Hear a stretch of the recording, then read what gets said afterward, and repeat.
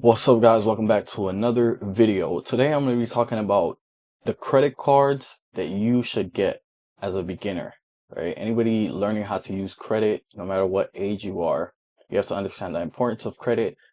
You have to understand the reason why you have to learn how to build your credit score and the top choices that you can start with for your credit. And once you understand credit, you'll understand why people need credit and the reasons why we actually use credit. You can get credit. When you get your credit, you can use it to buy a house. You can use it to purchase a car, because that's what lenders look uh to give you money, right? And to give you money because you don't have an absorbent amount of cash to buy a house, to buy a car outright, right? If you do, all power to you, but you also don't want to take $130,000-$150,000 and drop it on a house instantly, all cash, right? Because you want to have some cash on hand. So that's what we're going to be going over today. We're going to be going over the 3 best beginner credit cards that can help you build your credit, earn rewards, and start your financial journey. So welcome, and let's get into it. Do not forget to subscribe down below and go follow the Instagram. Official Alisi on both. So why you should care for a credit score, a credit card in particular? Why would you care? Why would someone like you care? And the importance of a credit card. So there's 3 factors to it. The first thing is you build your credit score by having a credit card, right? That's the first thing. You're able to protect your money when you have a credit card. And the last thing is financial safety net. You can use your credit card as a financial safety net. Like we mentioned before, instead of taking $150,000, $160,000 to buy a house, or taking $30,000 outright to buy a house, what a credit score does for you, it allows you to get lenders who can borrow you some of that money, and then you could just pay those lenders back. So we're going to get into these 3 reasons as to why you should have a credit card and you should learn how to build your credit score. The first reason, build your score. Your credit score is like a financial report, right? When you went to school, you had a financial report that kind of told your parents how well you were doing for the semester, how well you were doing for the quarter, how well you did for the year. And your teachers were the people that compiled this report card from all your exams, all your homeworks, and kind of compiled this report for your parents to give them. And it kind of showed your parents that you had a good year, you had a bad year, or what exactly you're doing in your in that school year. For me, like sometimes they would even leave comments down below. Okay, at least he was disruptive in class, or he's a good student, but that's kind of what your financial credit score report is. It's kind of like a broad idea of how you're able to manage your money, that's the money that's being lended to you on your credit card. So your credit score is like a financial credit report. Banks, landlords, and even some employers look at it. When you use a credit card responsibly, spending a little and paying it back on time, your score goes up gradually. A good score means you can qualify for things like apartments, car loans, and better interest rates in the future. Without a credit card, it's hard to build your score, right? Without the actual credit card that you need to purchase, it's hard to build your score. So you have to understand that when you get a credit card, they're essentially giving you money, right? It's not free money that you don't have to pay back, but it's money that they're giving you in the moment, right? In the moment, let's say 30 days, they give you 30 days to pay it. You have to pay it within that time that they give you. If you don't pay it, the interest rate that they've set on the credit card will incur for the next month. And that's where usually a lot of people go wrong, is they stop paying it, or they don't pay it on time and they incur that interest and they allow it to build up, and that could deteriorate and mess up your credit score. The second reason, credit cards act as a safety shield between your real money and the world. If someone steals your credit info and makes fake charges, the credit card company covers it. Your actual bank account stays untouched. With a debit card, that stolen money comes straight out of your actual account, straight out of your actual cash, right? And getting it back is a way much harder process. So credit cards act as a safety shield between your real money and the world. So like I said, it's kind of money on paper. So anytime your credit card was charged and it wasn't of your doing and you didn't make a purchase, you can actually go and dispute that, right? You can dispute it with whoever you have to talk to, the billing for whatever company that you're with, and you can actually find a way to dispute it. So just think about it like that. It's a way to protect your assets and your money. Life is unpredictable. Cars break down, medical bills happen and they show up. You need a flight home for an emergency. These are all things that happen to us in the real life. A credit card gives you access to money when you need it most, right? When you don't want to use the card on your debit instantly, because your debit is more like cash that you have on hand. Credit is money that they're lending towards you. So when you don't want to use cash instantly and you have an emergency that pops up, you have a flight that you have to take home immediately, a medical bill that you have to pay right then and there, a car that just breaks down, because these are not things that you foresaw, right? But these are things that can just happen in life on a whim. So your credit score and your credit card allows you to actually be able to pay these things, right, without actually having to access your real money. And then later on, when you actually have the funds and you're prepared to pay that credit card back, you can then do that. So it buys you time to handle the situation and pay it back without actually panicking. So you have to understand that. It alleviates some of that pressure off of you. So you're not consistently in a, oh my God, like this just happened to me. This just happened to me. I have this coming up. I have to pay all these things. So you can have some buffer time while using your credit card and pay off those things. And then maybe 20 days later, you have that actual cash. Then you could pay that credit card down with the money that you actually had put on the credit card. And just think about it like that. Now we're going to get into the 3 first credit cards for beginners that you can actually utilize, the rewards that go with them, who they're best for, and why you should actually go look at what the credit card does and its benefits to see if you might actually want to get one. So your first credit card I would suggest is your Chase Freedom Unlimited. So this is a credit card that Chase has, right? The bank Chase. So this is best for long-term flexibility. Your rewards on this credit card are 5% cash back on travel via Chase Travel. So when he says 5% cash back, that means you're getting some money back in return for travel. When you purchase a ticket, you get some money back, right? Because you're purchasing, like it's happened to me, right? I bought a ticket for like $3,000 for multiple people and it gave me some money back and I was allowed to further finance my trips using that money that it gave me back. So that 5% came in handy. It gives you 3% on dining and drugstores. I don't do drugs, but if you're someone that likes to dine out and you like to go to the dispensary, you like to go do those things, then you can actually go and use this credit card and it'll give you back some money for actually using the credit card, right? And then you get it also for dining. If you like eating out a lot and you like going to restaurants and you like just dining out every night or something, right? If that's you and that's your preference, then you can actually use your credit cards for this. It gives you 1.5% on everything else. So that's gas, that's whether that's stuff you're buying on Amazon, whether it's just regular day-to-day purchases, you get that 1.5% back, right? And the welcome bonus for when you first sign up is $250 after spending $500 in the first 3 months. So I'm pretty sure this is kind of self-explanatory. You get $250 back for spending more or spending around $500 in the first 3 months. I'm pretty sure for all of you guys could spend $500 with your credit card in that first few months just to get that $250, right? Just so they can give it to you. So the intro APR, this just means the annual percentage rate, right? This is 0% for 15 months on purchases and balance transfers. So you get a APR just means annual percentage rate. This is the actual interest they're charging you on the card.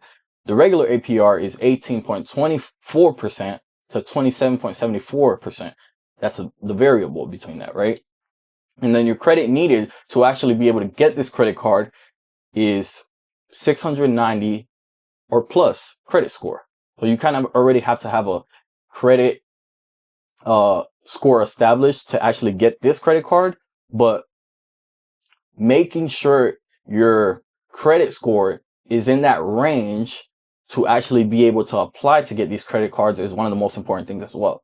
Why beginners love this credit card? Because it has no annual fees. Some credit cards do have annual fees so that you have to pay them, right? The more premium ones, the more premium they are, the more, I guess, rewards that they offer, you have to pay an annual fee, like $100 or $99, however much it is, right? This credit card also has generous rewards. As you can see, the 5% cash back on travel, the same way I just told you, they gave me money back for actually buying tickets, right? I bought a group of plane tickets and they gave me some money back. And a long 0% intro APR period make it one of the most well-rounded starter cards available out there. So that's the Chase Freedom Unlimited card that you can start with. Next one we're going to get into is the Chase Freedom Rise card. Majority of these are Chase because Chase has a few, they have actually multiple credit cards that are good for beginners. Right? This one is best for no credit history. If you have no credit history and you're just getting started, so you're 18, 19, 20, and you're just watching this video, or you're in your 22s, 23s, 24s, and you're watching this video and you don't necessarily know anything about credit, this is your beginner, right? If you don't have Chase Bank, maybe you could sign up for Chase. This is not sponsored by Chase or anything, but maybe you could sign up for a Chase account and you can start and get your Freedom Rise. So this is good for no credit history if you don't have a credit history, and first-time card holders. All right, this is your first time actually getting a credit card. So the annual fee on this one also is $0. The rewards back, it's not like the previous one, the Freedom Unlimited, but it's only 1.5 cash back on all purchases.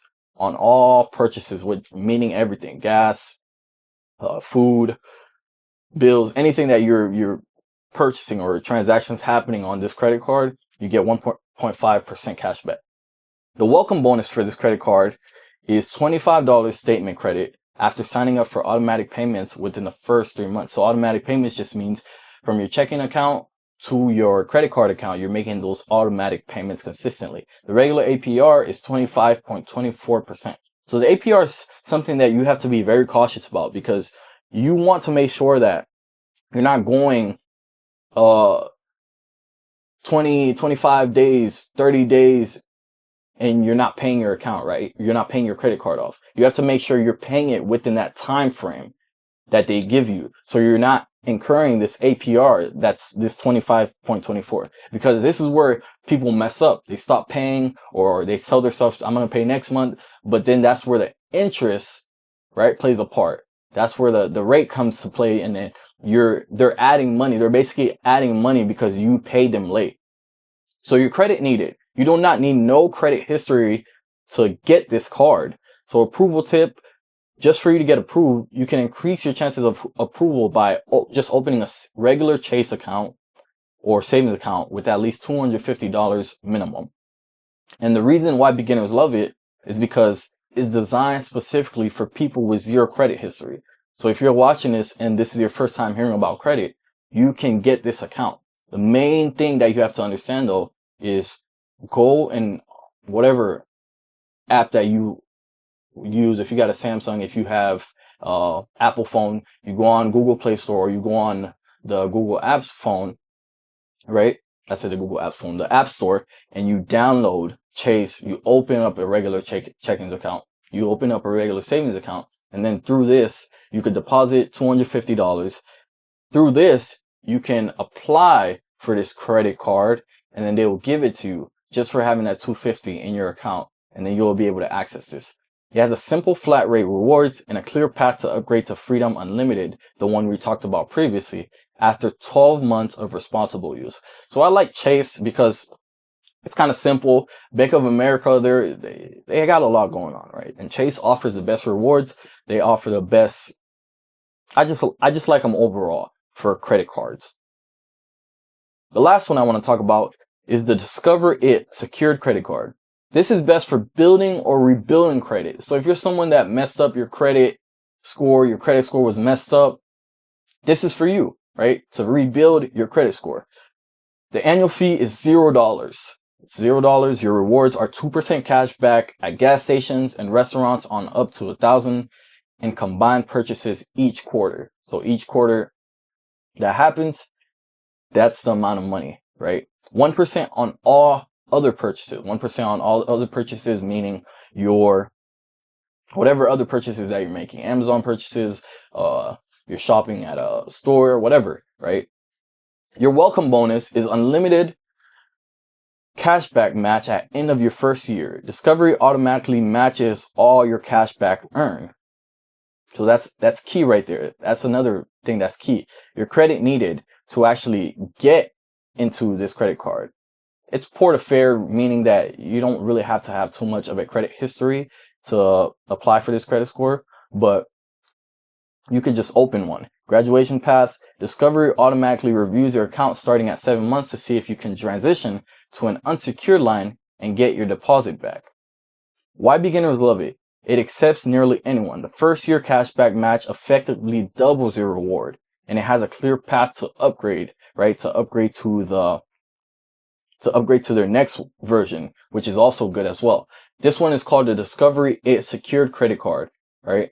So these are the 3 beginner credit cards that I will tell you to get because of the rewards and the flexibility that they give you, right? Most of them have like 2%, 1.5% cash back, and then the first one that we talked about, the unlimited Chase credit card, has the travel back, which means that you're getting a little bit money for actually going out and flying, doing these things, right? They give you money back. Like I said, I got around, it had to be like almost $500 back from actually spending over $3,000 on a group plane ticket, right? We were traveling as a group, and I spent that money, and I just had to think that way because I'm like, oh, they could give me money back for this, right? So I just did that, and they ended up giving me around $500 for that. So I hope that kind of helped you to get on your journey and actually, kind of get a gist of why you need credit, why credit is important, because lenders eventually will come looking at your credit score. They will look at your credit score. They'll see, okay, has this person been consistent with paying their credit card? Have they been consistent with making their purchases and they're repaying those purchases back on time and those transactions back on time? And then that's how they're going to evaluate whether or not they want to give you a loan and whether or not how much they could actually loan you, right? So if you know you're going to need more money 5-10 years down the line to do certain things, making sure your credit score is above a 740, 750, 760 is very important. I think, right? When you first start, you have to actually, when you're 18, 19, 20, you first open one. Making sure that you're making all the maximum payments on your credit card is very important, and able to grow in order to grow your credit score, because that's how these lenders are able and these banks are able to actually see whether or not you're capable of paying them back this money. It's kind of like a financial report. I mentioned it before, a school report card, right? They see how you're doing and how they could, whether or not they could actually lend you money. So thank you for watching this video. I hope you found some insight from it, and I hope that, this kind of helped you to maybe want to go out and get a credit score, or a credit card, and then to learn how to build your credit score as well, right? It's something that I did early on. It's something that I would suggest all of you to start early on and to begin, right? Thank you for watching this. Do not forget to subscribe down below if these videos are helpful, and go check out my website, eawealthteam.com, and subscribe to the YouTube. Go follow the Instagram. Thank you for watching. Peace.